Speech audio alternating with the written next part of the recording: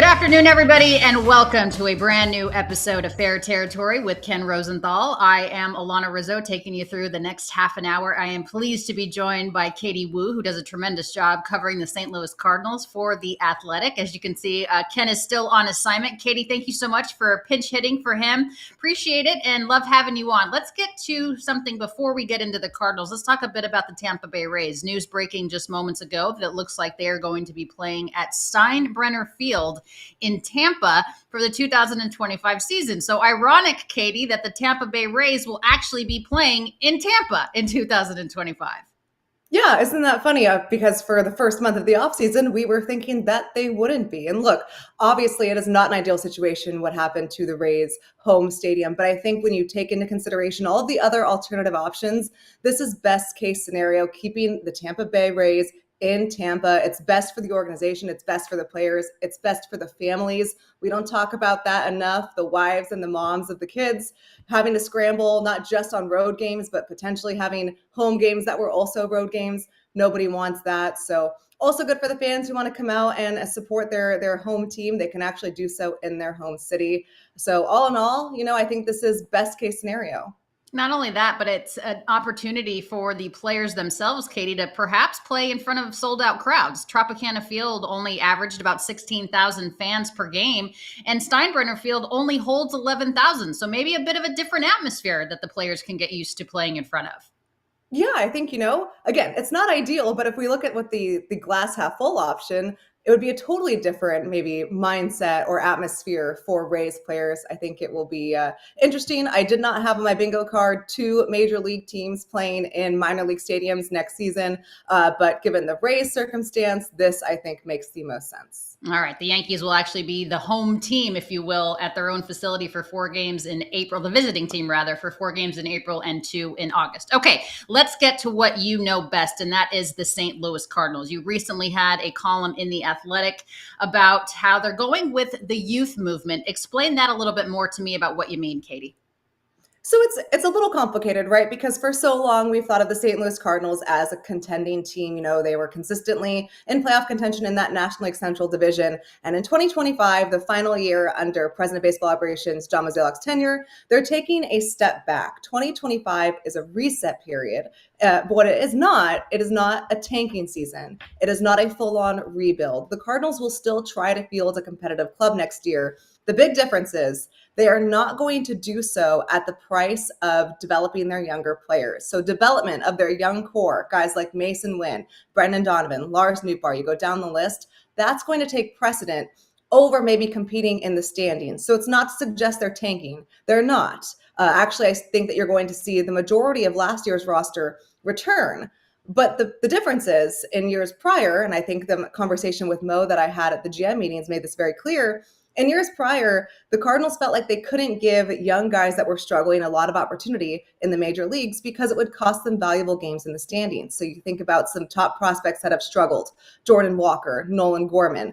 There was almost a pressure to get those guys out of the lineup or maybe back in the minors to find themselves so that the Cardinals could stay afloat with teams like the Brewers, who they have been battling with the top of the NL Central for 4 years now. This year, they're okay losing a couple games if it means that these younger players can get their feet underneath them, can continue playing, and basically let them show the Cardinals who they are as players. Now, the reason they're going to do this is because in 2026, when Chaim Bloom takes over for John Mozeliak, they will have a better understanding of what they have internally. Alanna, in years prior, they felt like they couldn't do that because it would cost them valuable games. This year, they are prepared to do so just so that they know what they have finally internally. So it's a change of philosophy, because before they wouldn't be willing to sacrifice the wins to get that youth movement in play and to give them an opportunity to kind of get their feet wet and succeed. It's more of not necessarily foregoing 2025. You mentioned they're not tanking, but it's perhaps more of a look to the 2026 season. Is it fair to say that? I think so. And again, when you think about some of the players that are coming back, when the Cardinals first announced their plans in October, they didn't know and we didn't know just how deep this reset period would be because they had so many veterans with no trade clauses and it was unsure on if they would want to stay through this reset period. You're thinking about guys like Nolan Arenado, Sonny Gray, Wilson Contreras, all players that were brought to St. Louis or signed or declined an opt-out to stay in St. Louis because they were under the premise that the Cardinals would be competing for postseason contention, right?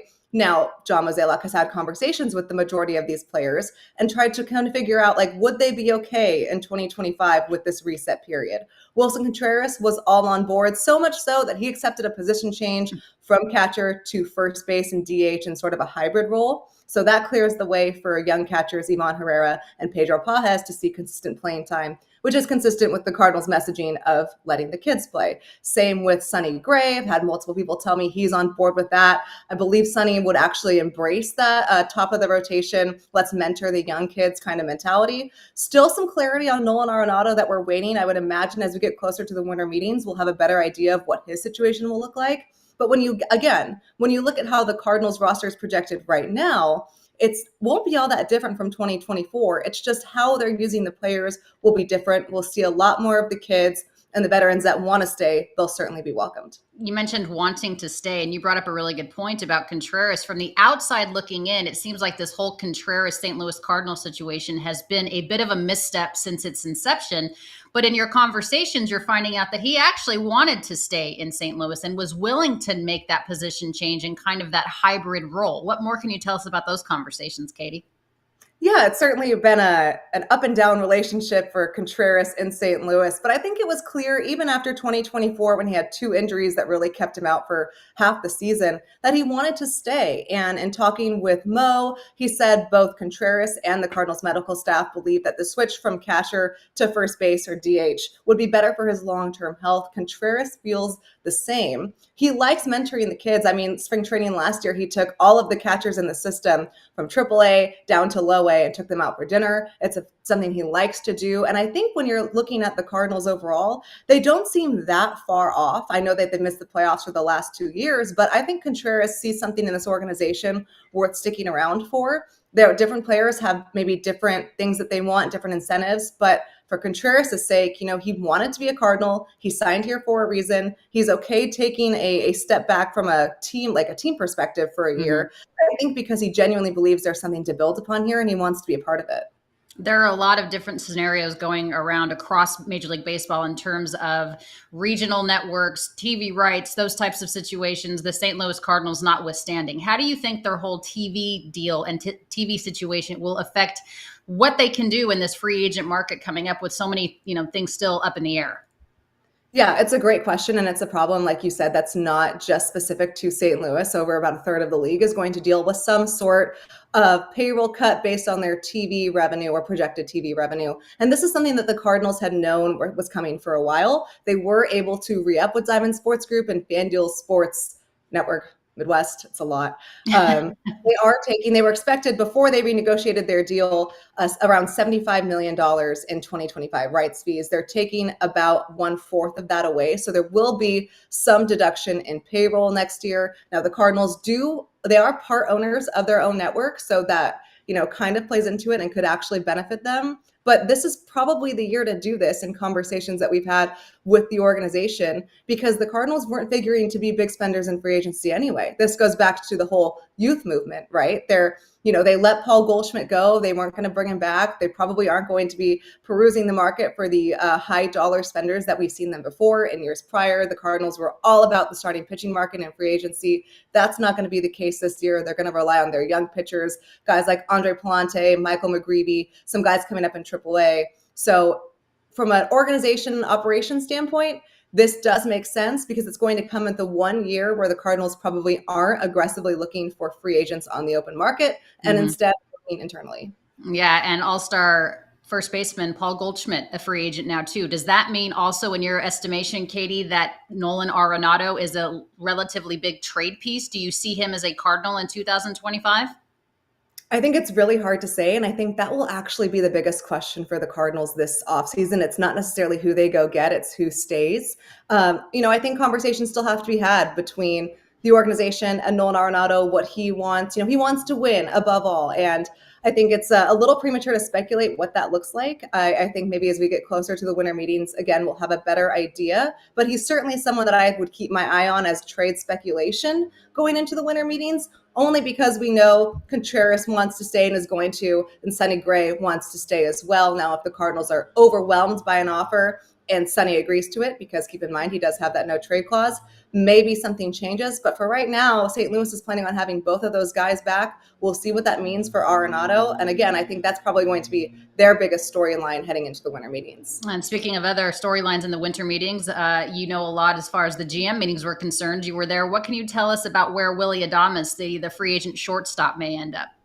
Yeah, the top free agent shortstop available. I think 29 years old. That's relatively young in free agency, coming off a stellar year for the Brewers. Saw him play a lot in the NL Central. He's open to going back to the Brewers. It's just a matter of if they can afford them. Milwaukee has always been a small market team. The Athletic projects Willy Adames to sign a 6-year, $150 million contract in free agency. That would be much above the Brewers' payroll. However, I don't think he's going to go back there, even though he's open to it, just because there will be so many high spenders willing to land a talent like that. I personally, my speculation, I've always thought Adames profiles the Giants really well, but really he could go anywhere. He's going to be a name to watch. Blake Snell, a name to watch. When you think about Juan Soto, obviously, that's the guy who's going to control the free agent market. As enticing as all these names are, to me, nothing really happens until Juan Soto decides where he wants to go. Yeah, Juan Soto and Scott Boras always setting the tone as far as that is concerned. All right, Katie, time now for Dude and Dork of the Week. Dude. Dude. Dude.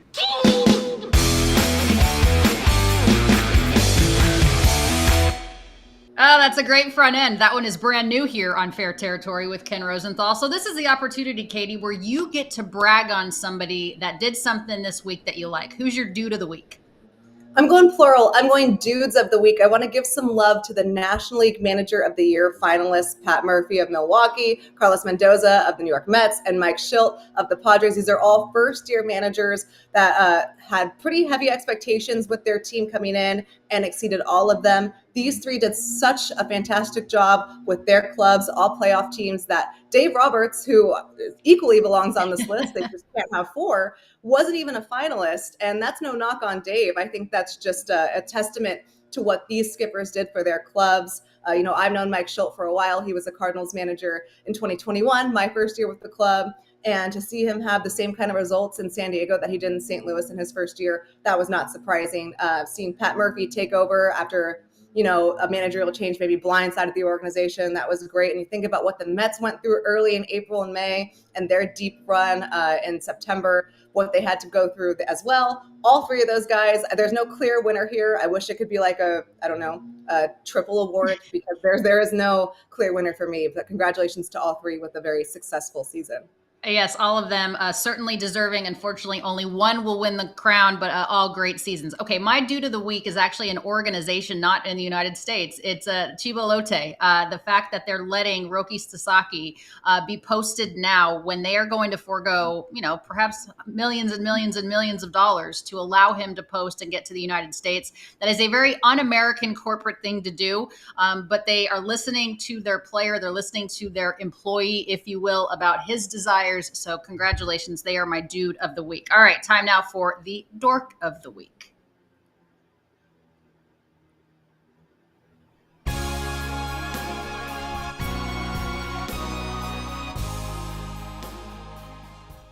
All right, Katie. So this is the category where we kind of are left scratching our heads. Who is your dork of the week?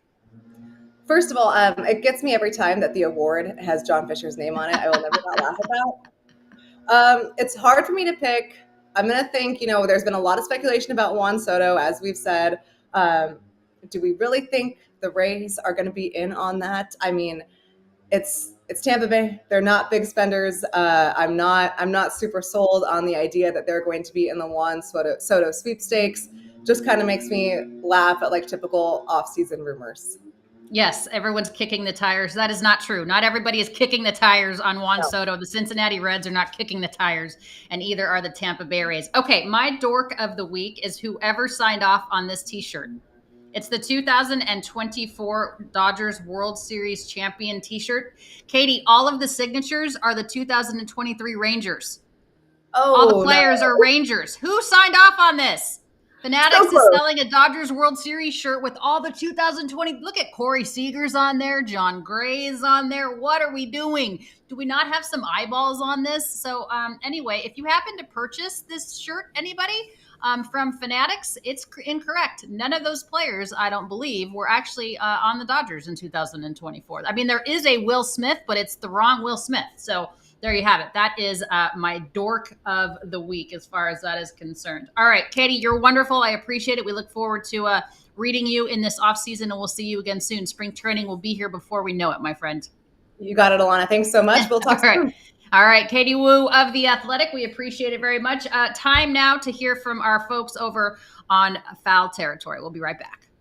This holiday season, I want to give a gift to my loved ones that makes them feel special and unique. That gift is Storyworth. Here's how it works. Each week, Storyworth emails your loved one a thought-provoking question that you get to help pick. Things like, what's the bravest thing you've ever done? And what's the farthest you've ever traveled? All your loved one needs to do is respond with a story. Long or short, it doesn't matter. After that year of fun, Storyworth compiles those stories and photos into a beautiful keepsake hardcover book that you'll be able to share and revisit for generations to come. This is the perfect book to pass along at family gatherings or read with your kids. It is beautifully orchestrated by Storyworth, and that's why it has more than 35,000 five-star reviews on Trustpilot, with millions of stories preserved since they were founded over 10 years ago. With Storyworth, I'm giving those I love most a thoughtful personal gift from the heart and preserving their memories and stories for years to come. Go to storyworth.com/foul and save $10 on your first purchase. That's storyworth.com/foul to save $10 on your first purchase.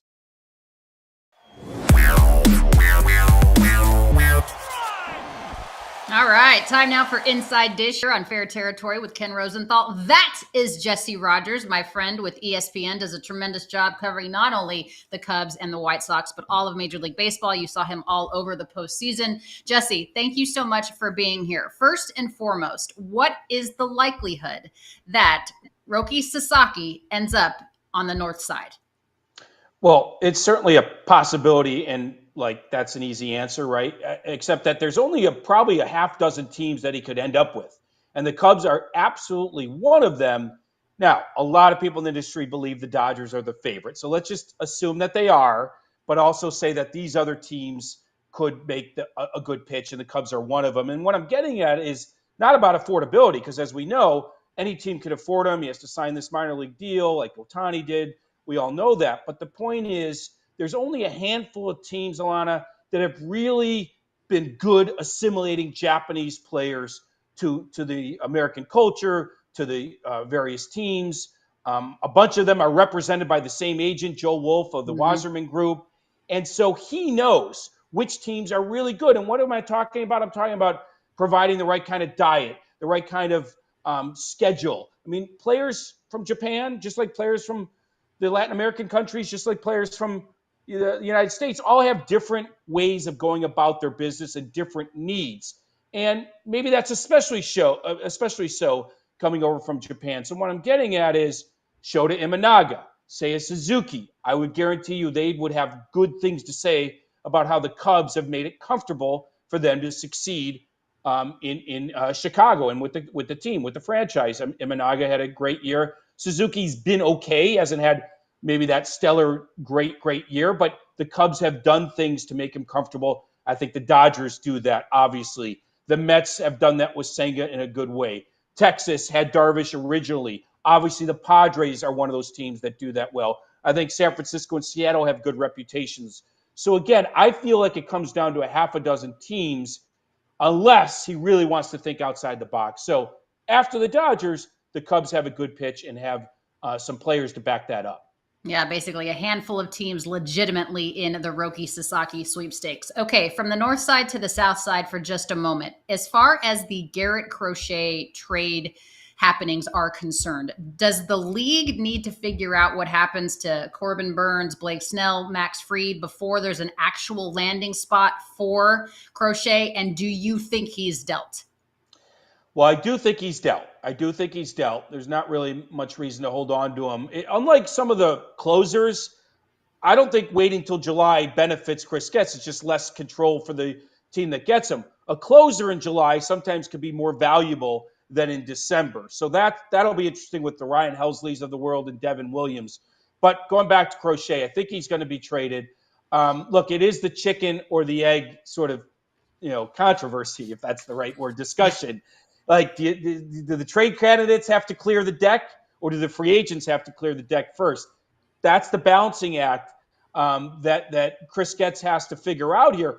Look, on the surface, you would think Chris Getz would be aggressive because before any free agents sign, all these teams would be available to Chris Getz. Once Corbin Burns signs with, let's say, the Mets, probably doubtful they'd trade for Crochet. Don't know for sure.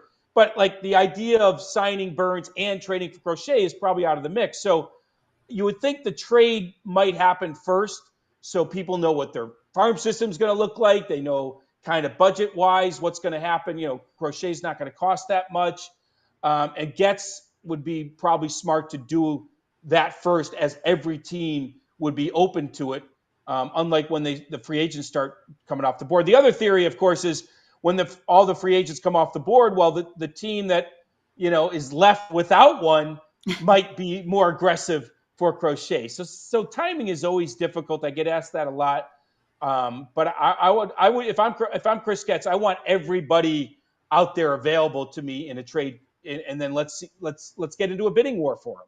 Yeah, that's sometimes I wish there was a deadline in terms of the offseason of when you had to sign guys. I get it from a player perspective that it's going to mean more money's left on the table, but it would be interesting to see having a deadline in play. Okay, they do have a new manager in Will Venable, obviously, who was kind of behind the scenes there, very much laying in wait in Texas, and now is a manager for the Chicago White Sox. What is the first order of business for Will Venable as a manager of the Chicago White Sox, Jesse? What does he need to do first?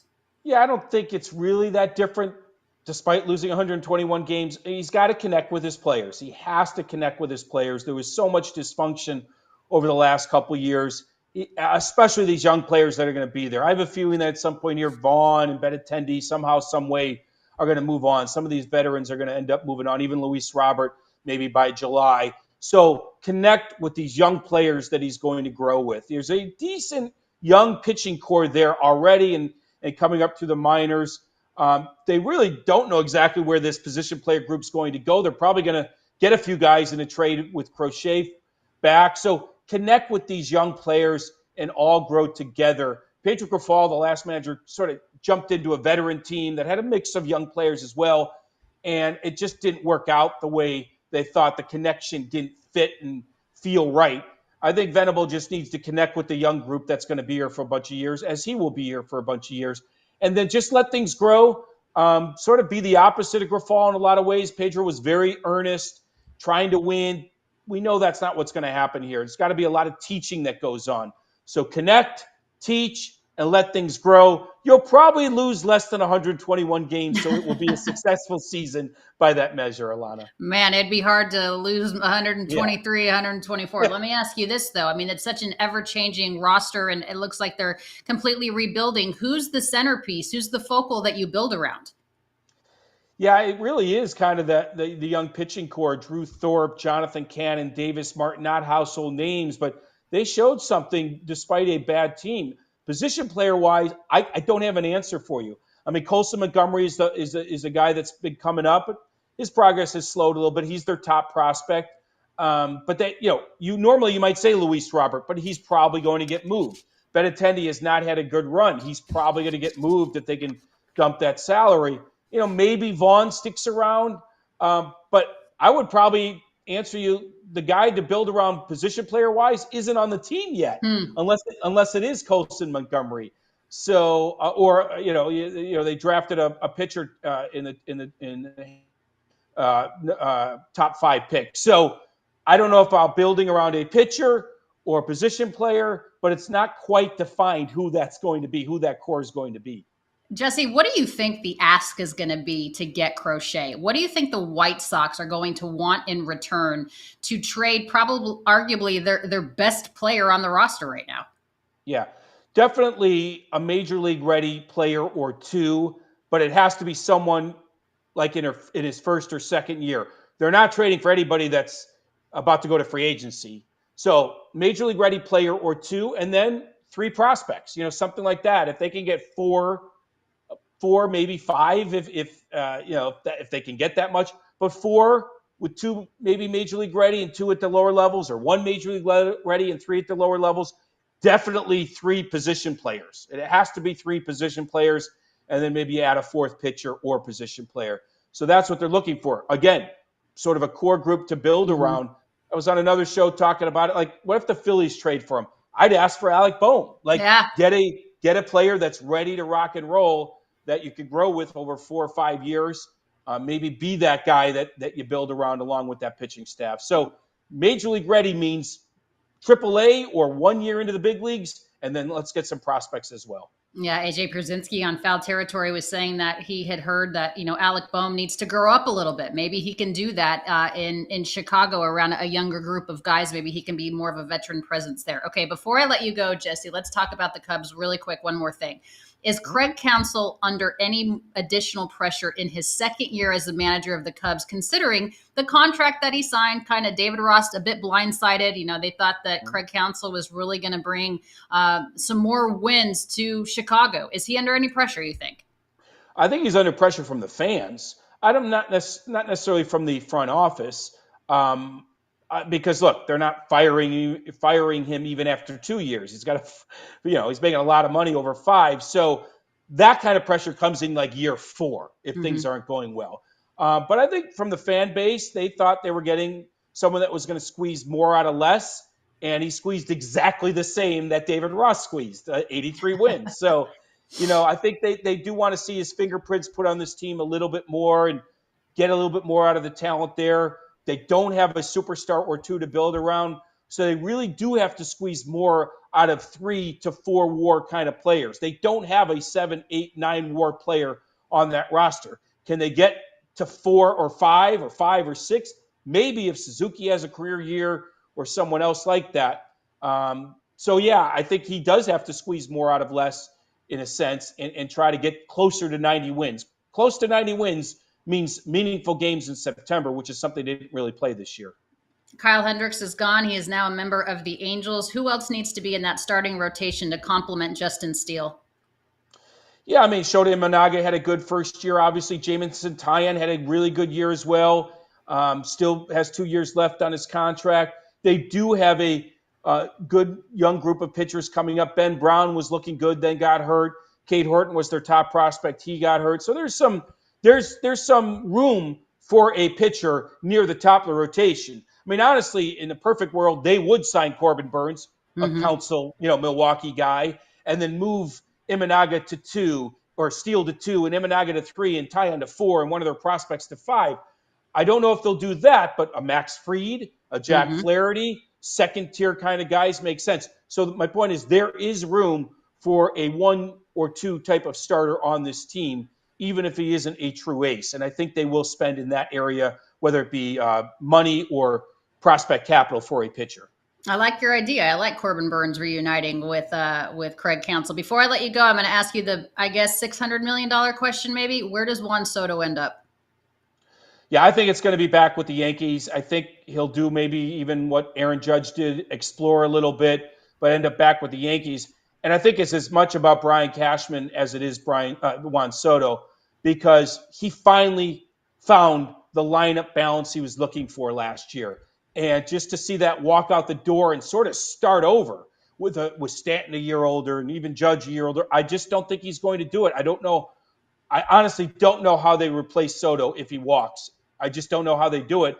And they'd be back to sort of struggling. And they have enough things to figure out with the way the season ended at the World Series. Keeping some lineup balance, lefty, righty, left. That's what they need to do. And that's why I think he ends up back with the Yankees. All right. Jesse Rogers, a tremendous job always on the baseball beat for ESPN. Thanks for taking the time. We'll talk to you soon. Great seeing you, Alanna. Be well. All right, you as well, Jesse. Thanks so much for being here. All right, time to shout out our friends at BetMGM. Before we go, let's shout out the BetMGM First Bet $1,500 offer when you use the bonus code FOUL. Get this offer when you download the BetMGM Sportsbook app or at BetMGM.com. Sign up, enter that bonus code FOUL, and deposit at least $10 into your new account. Place your first wager, receive up to $1,500 back in bonus bets if the bet loses. If the bet does lose, it's okay. Your bonus bets will be available once your initial wager wager is settled. Gambling problem or concern? Call 1-800-GAMBLER. All right, everybody, thank you so much for joining me here on Fair Territory with Ken Rosenthal. He will be back on Monday. Thanks, everyone, for watching, subscribing, rating us 5 stars. We appreciate it. Foul Territory with the guys follows me, and then Dodgers Territory with myself and Clint Pasillas at 3 p.m. Eastern. Thanks so much for being with us. Take care. Bye-bye.